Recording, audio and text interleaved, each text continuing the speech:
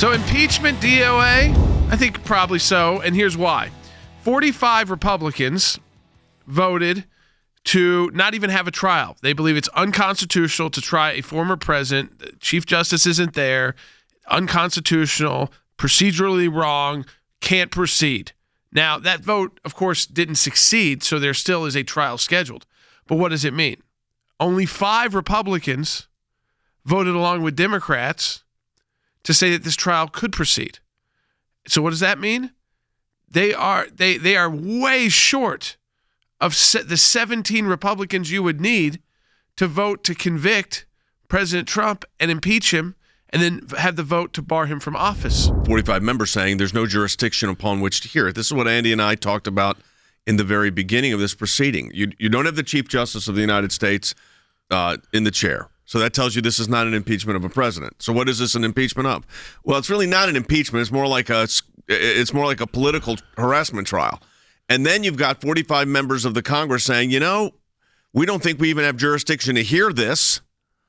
So why are we proceeding? Now, as you said, what makes that significant is the fact that of those 45, if it just stays that way, they don't get anywhere near what they need to get to for a conviction for impeachment. So in that sense, it's over. I thought Senator Paul said it best when he came off the floor. He said it shows that impeachment is dead on arrival because if you voted that it was unconstitutional, how in the world would you ever vote to convict somebody for this? And so going back to what you said, I mean, even hypothetically, if there's a senator like Senator McConnell or Senator Portman who has said, I'm very concerned about what happened on January 6th, but now they have voted to say the Senate doesn't have any jurisdiction in this matter. Jordan, I would say it would be a violation of their oath to defend the Constitution if they say the proceeding itself is unconstitutional, and yet I'm going to cast a vote to convict. The Democrat senators, they know that they cannot convict. I mean, that's plainly obvious now.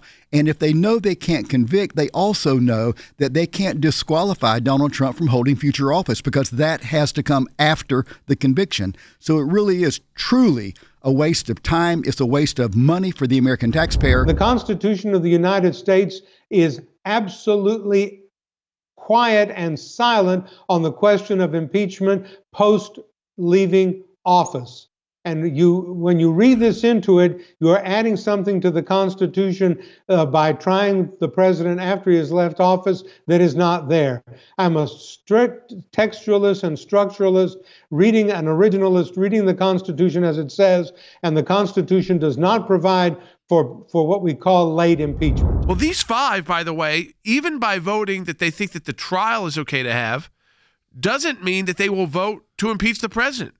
But the 5 who voted that it's okay to have the trial, Susan Collins, Lisa Murkowski, Mitt Romney, Ben Sass, and Pat Toomey.